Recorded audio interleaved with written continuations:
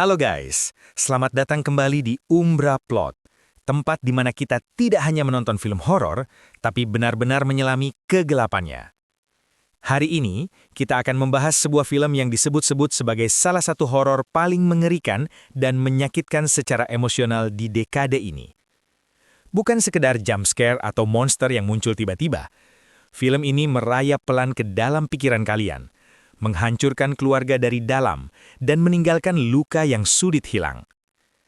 Cerita tentang trauma, warisan keluarga, dan kekuatan gelap yang diturunkan dari generasi ke generasi. Siapkah kalian masuk ke dalam rumah yang penuh rahasia mengerikan ini? Mari kita bahas Hereditary. Hereditary dibuka dengan adegan di pemakaman, di mana keluarga Graham berkumpul untuk menguburkan ibu dari Annie Graham, Toni Collette, yang baru saja meninggal. Annie, seorang pembuat miniatur, tampak terisolasi, cemas, dan sangat terpengaruh oleh kematian ibunya, yang ternyata menyimpan banyak rahasia gelap. Kita melihat bahwa keluarga Graham telah lama dirundung dengan tragedi, termasuk hubungan yang rumit dengan ibu Annie, yang dikenal sangat tidak menyenangkan dan manipulatif.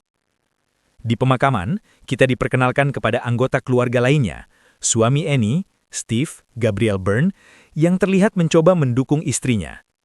Anak pertama mereka, Peter, seorang remaja yang sedang mengalami masa sulit, dan putri mereka, Charlie, seorang gadis yang aneh dan suka membuat miniatur. Kehidupan mereka terlihat terganggu oleh kehilangan, tetapi mereka tidak tahu bahwa itu baru permulaan dari penderitaan yang jauh lebih besar. Setelah pemakaman ibu Annie, suasana di rumah keluarga Graham menjadi sangat tegang. Annie, yang selama ini sudah terbebani dengan hubungan yang rumit dengan ibunya, merasa semakin tertekan. Ketika ia kembali ke rumah, seiring dengan kesedihannya yang mendalam, ia mulai menggali barang-barang peninggalan ibunya yang ada di ruang penyimpanan. Di sana, ia menemukan buku catatan milik ibunya yang selama ini disembunyikan jauh dari pandangan orang lain. Buku itu penuh dengan referensi tentang okultisme, ritual magis, dan praktek spiritual yang mengerikan. Annie terkejut saat melihat bahwa ibunya sangat terlibat dalam dunia gaib dan mistisisme. Buku catatan itu berisi tulisan-tulisan yang mengarah pada berbagai ritual yang tidak hanya berkaitan dengan kebangkitan roh, tetapi juga dengan pengendalian entitas-entitas gelap. Selama bertahun-tahun, ibunya terlibat dalam praktek-praktek yang mengarah pada manipulasi roh dan kekuatan gelap yang mencoba mengendalikan dunia mereka. Annie merasa sangat terguncang karena ia baru mengetahui bahwa ibunya bukan hanya seorang wanita yang penuh dengan rahasia, tetapi juga seseorang yang memiliki hubungan langsung dengan dunia yang penuh dengan kegelapan. Sementara itu, Annie mulai menyadari bahwa ada sesuatu yang lebih besar di balik kematian ibunya dan semua yang terjadi dalam hidup mereka. Ia merasa bahwa ibunya, dengan segala pengetahuan dan kekuatan gelap yang dimilikinya, mungkin telah melakukan sesuatu untuk mengendalikan keluarga mereka, mungkin bahkan dari jauh sebelum mereka dilahirkan. Hal ini memunculkan perasaan ketakutan yang mendalam dalam diri Annie, yang mulai merasa terperangkap dalam warisan ibunya yang gelap. Ia merasa seolah-olah telah mewarisi sebagian dari kekuatan itu, yang semakin menariknya ke dalam dunia mistis dan gelap yang selama ini ia hindari. Ketika Annie mulai mencari cara untuk memahami dan mengatasi trauma dari masa lalu, dia mulai merasa seolah-olah ada kekuatan yang tak terhindarkan yang mengendalikan hidupnya. Kekuatan itu terasa semakin mendalam, seiring dengan semakin jelasnya dampak dari warisan ibu Annie yang kelam. Dalam usaha untuk menemukan jawaban, ia mulai mencari informasi lebih lanjut tentang ibunya dan cara-cara yang digunakan untuk memanipulasi keluarga mereka. Sementara itu, kehidupan Charlie, anak bungsu mereka, mulai menunjukkan tanda-tanda yang semakin mengerikan. Charlie, yang sebelumnya dikenal dengan kebiasaannya membuat miniatur benda-benda aneh, semakin menunjukkan perilaku yang lebih aneh dan tidak biasa. Ia terus terobsesi dengan miniatur yang ia buat, seolah ia sedang menciptakan dunia kecilnya sendiri, jauh dari kenyataan. Bahkan, Charlie memiliki kebiasaan mengunyah benda-benda aneh, seperti benda-benda kecil yang seharusnya tidak dimasukkan ke dalam mulut. Perilaku Charlie yang semakin aneh dan terasing ini semakin mencemaskan keluarga mereka. Meskipun ia masih anak-anak, Charlie seperti memiliki pengetahuan dan pemahaman yang jauh melampaui usianya. Terkadang, ia bahkan tampak berbicara dengan seseorang yang tidak terlihat oleh orang lain. Ini memunculkan kekhawatiran lebih dalam bagi Annie dan Steve yang merasa bahwa anak mereka sedang terperangkap dalam dunia yang lebih gelap daripada yang mereka bisa pahami. Namun, tragedi besar terjadi ketika Charlie terlibat dalam kecelakaan tragis yang mengerikan yang mengakibatkan kematiannya. Dalam kecelakaan tersebut, Charlie terlempar keluar dari mobil, menyebabkan luka-luka parah yang menyebabkan kematiannya secara tragis. Tragedi ini menghancurkan keluarga Graham secara emosional. Annie, yang merasa bersalah karena tidak mampu melindungi putrinya, merasa terperangkap dalam rasa penyesalan yang mendalam. Steve, yang berusaha mendukung istri dan anak-anaknya, merasa kebingungannya semakin dalam. Kematian Charlie membuka pintu bagi kekuatan gelap yang lebih besar untuk memasuki kehidupan keluarga ini. Setiap anggota keluarga mulai merasakan dampak dari kekuatan yang tidak dapat mereka kendalikan. Rasa sakit dan kehilangan yang mereka alami bukan hanya disebabkan oleh kematian Charlie, tetapi juga oleh adanya entitas yang lebih besar yang kini mengintai mereka, yang telah diundang oleh tindakan yang tidak mereka pahami. Setelah kematian Charlie, Annie mulai menjadi semakin terobsesi dengan kenyataan bahwa ada sesuatu yang lebih besar di balik semua tragedi yang menimpa keluarga mereka. Dalam upaya untuk mengatasi rasa bersalah dan kebingungannya, Annie memutuskan untuk mencari bantuan profesional. Ia mulai pergi ke sesi konseling, berusaha berbicara tentang pengalaman buruknya dengan ibunya yang penuh dengan rahasia dan manipulasi, serta perasaan bersalah yang menghantuinya akibat kematian Charlie.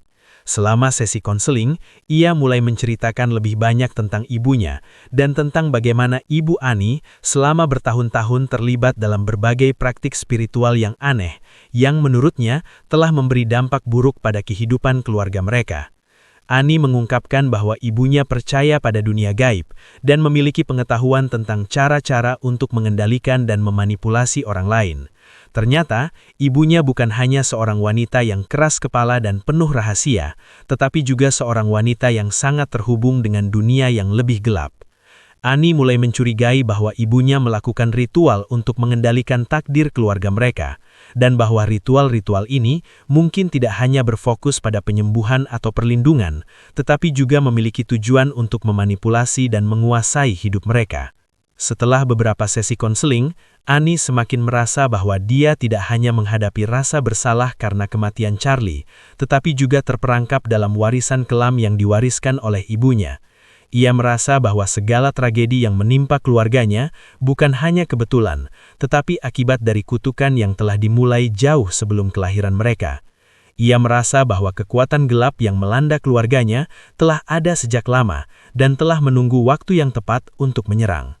Annie memutuskan untuk mengambil langkah lebih jauh dan mencari bantuan dari seorang medium untuk berkomunikasi dengan roh Charlie. Ia berharap bisa mendapatkan jawaban atau penuturan lebih lanjut tentang kematian putrinya yang tragis. Dalam sesi medium tersebut, yang awalnya ia harapkan sebagai sarana untuk mendapatkan kedamaian, justru terjadi hal yang jauh lebih buruk. Medium itu mengungkapkan bahwa keluarga Graham tidak hanya dikutuk oleh takdir, tetapi juga terperangkap dalam lingkaran kutukan yang diwariskan dari generasi ke generasi, sebuah kutukan yang telah menjebak mereka dalam jaring iblis yang tak terelakkan. Selama sesi medium, roh yang sangat gelap muncul dan memberikan penjelasan mengerikan tentang bagaimana keluarga Graham telah terjebak dalam takdir yang lebih besar dari yang mereka sadari. Ternyata, sejak lama, ibunya telah mengikat keluarga mereka dalam perjanjian dengan entitas jahat yang sekarang berusaha untuk menguasai hidup mereka, memanfaatkan tubuh mereka untuk tujuan yang lebih besar. Charlie, yang awalnya dianggap sebagai korban, ternyata adalah bagian dari rencana besar ini menjadi wadah bagi entitas jahat tersebut untuk dilahirkan kembali. Sementara itu, Peter yang merasa semakin terganggu oleh kejadian-kejadian aneh yang terjadi di rumah mulai merasakan dampak dari kekuatan gelap yang mengancamnya.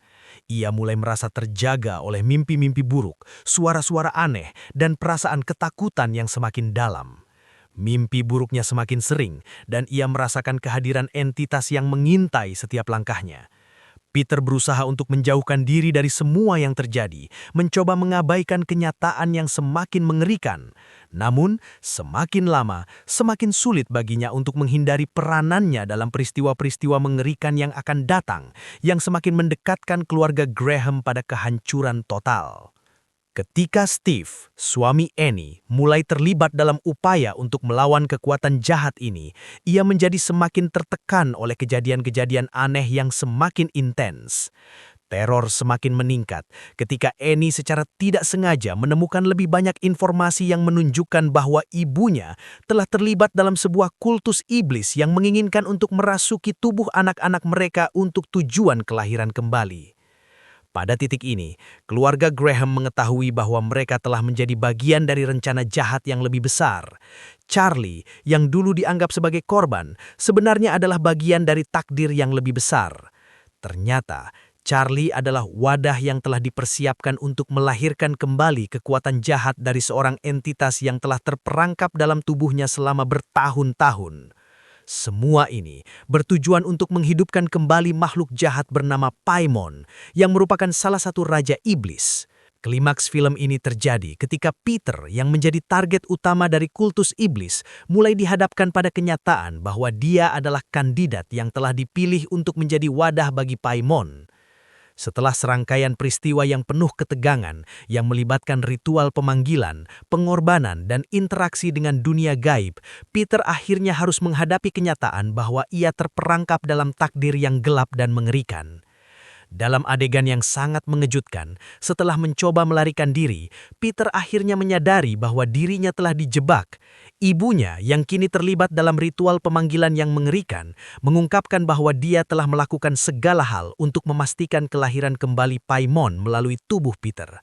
Dalam akhir film, Peter akhirnya diambil alih oleh Paimon yang berhasil dilahirkan kembali. Dalam transisi kekuatan itu, seluruh keluarga Graham dari generasi sebelumnya hingga generasi sekarang menjadi bagian dari pengorbanan dan kutukan yang telah mengarah pada akhir tragis mereka. Film Hereditary mencapai klimaks yang sangat menegangkan dan mengerikan di bagian penutupan.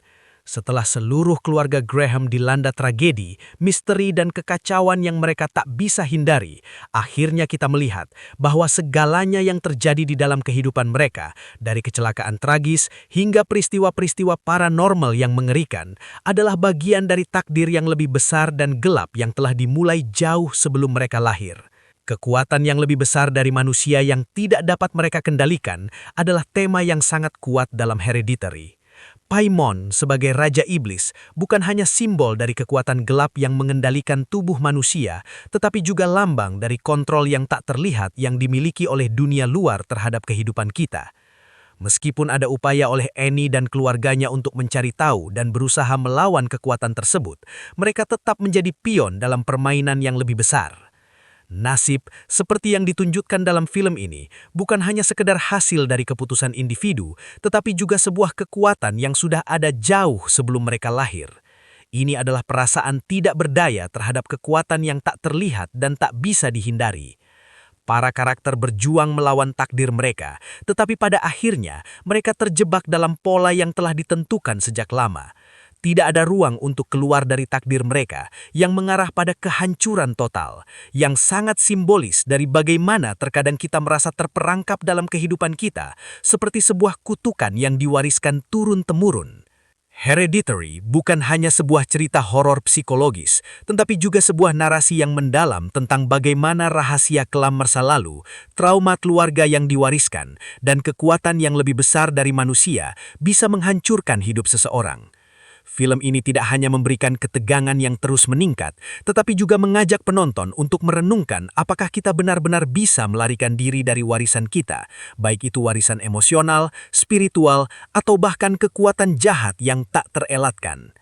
Film ini berakhir dengan ketegangan yang luar biasa, meninggalkan penonton dengan pertanyaan tentang bagaimana kita berhubungan dengan warisan kita, dan apakah kita benar-benar bisa mengubah takdir yang telah ditentukan untuk kita. Itulah tadi pembahasan kita mengenai Hereditary, film yang berhasil membuktikan bahwa horor terbaik bukan datang dari hantu atau setan yang berteriak, tapi dari kesedihan, rasa bersalah, dan kegilaan yang tumbuh di dalam rumah sendiri. Toni Collette memberikan penampilan yang luar biasa menyakitkan, sementara Ari Aster berhasil menciptakan suasana yang begitu berat dan mengganggu hingga detik terakhir. Sekarang giliran kalian, apa scene yang paling bikin kalian trauma setelah nonton Hereditary? Atau justru kalian merasa film ini overrated? Ceritain di kolom komentar dengan jujur ya, tapi hati-hati, siapa tahu ada yang sedang mendengarkan. Kalau kalian suka pembahasan gelak seperti ini, jangan lupa like video ini, subscribe Umbra Plot, dan nyalakan lonceng notifikasinya. Terima kasih sudah berani menyelami kegelapan bersama kami. Jaga keluarga kalian, dan jangan terlalu percaya pada warisan.